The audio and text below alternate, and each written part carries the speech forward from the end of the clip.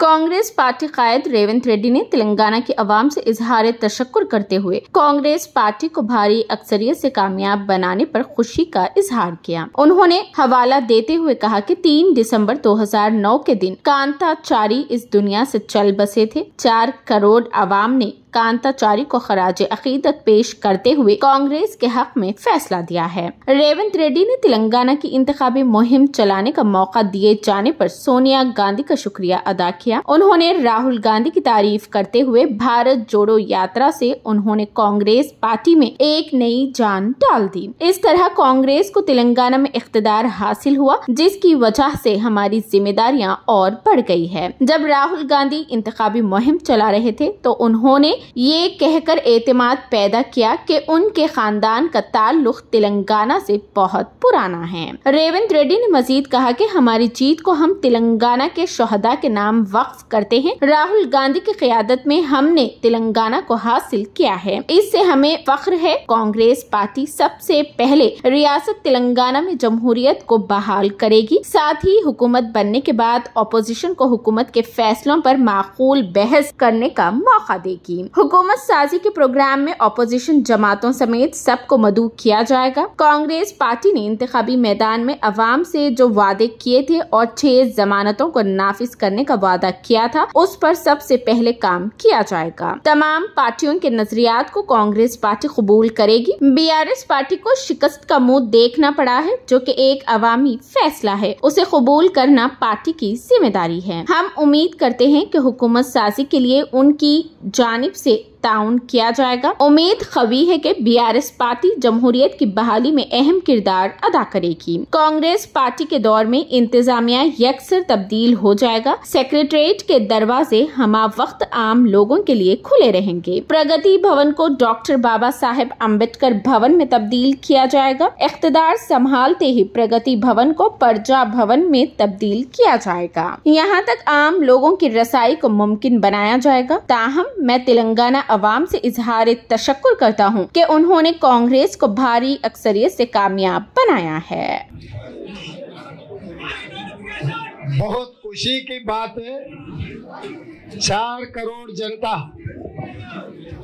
हमारे नेता श्रीमती सोनिया गांधी जी, श्री मल्लिकार्जुन खड़गे जी और इस देश युवता को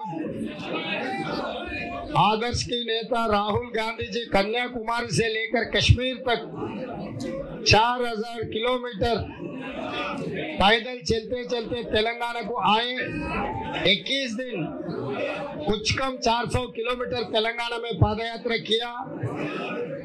हमको बहुत भरोसा उम्मीद देकर आगे कांग्रेस पार्टी को रणनीति तय करके राजनीति में कांग्रेस को जिताने के लिए बहुत कुछ मदद दिए, इंस्पिरेशन दिए और प्रियंका जी इलेक्शन कैंपेनिंग में बहुत सारे मीटिंग्स में पार्टिसिपेट किए। ये सब हमारे हाईकमांड को on behalf of Telangana Congress party and my incharge Manikrao Thakre के तरफ से मैं धन्यवाद देना चाहता हूं पार्टी हाईकमांड को। दूसरी बात, तेलंगाना के जनता जब जरूरत है तब सही तरीका से सही जवाब देने के लिए हमेशा हाजिर रहते। इस बार तेलंगाना में कांग्रेस सरकार बना देके यहाँ के जो शहीद हुए युवता उनके विचारधारा को आगे ले जाने के लिए हमको संपूर्ण हम इंस्पिरेशन लिए। वो हम जो भी वादा किए, जो शहीद होकर उन लोग जो देश के लिए क्या किए, वो पूरा आगे हम लेकर जाएंगे। और केटीआर ने आज ट्विटर में वेलकम किया कांग्रेस पार्टी जीत को। मैं भी बीआरएस को धन्यवाद देना चाहता हूँ। ये स्पिरिट आगे सरकार चलाने में भी दिखाना है, क्योंकि 10 साल अब सरकार में बैठा हुआ है, अभी विपक्ष में बैठने वाले। विपक्ष के सुझाव हमेशा हम खातिर करते हैं, पॉलिसी हम बनाएंगे।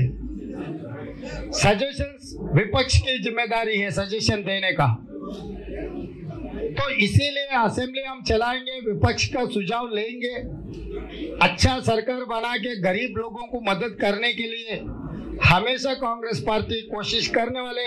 इसमें हम बीआरएस और कल्वकुंट्ला Chandrashekhar Rao, Bharatiya Janata party mister Kishan Reddy, MIM अध्यक्ष Asaduddin Owaisi and CPI CPM and Telangana Janasamiti professor Kodandaram सबके मदद लेकर सुझाव लेकर एक अच्छी सरकार बना के देश में एक आदर्श सरकार बनाने के लिए हमेशा हम लोग कोशिश करेंगे। अच्छा काम के लिए हमेशा कांग्रेस पार्टी हाजिर रहेंगे। सोनिया जी, मल्लिकार्जुन जी नेतृत्व में एक अच्छा सरकार बना के तेलंगाना स्टेट को हम तरक्की करवा देंगे।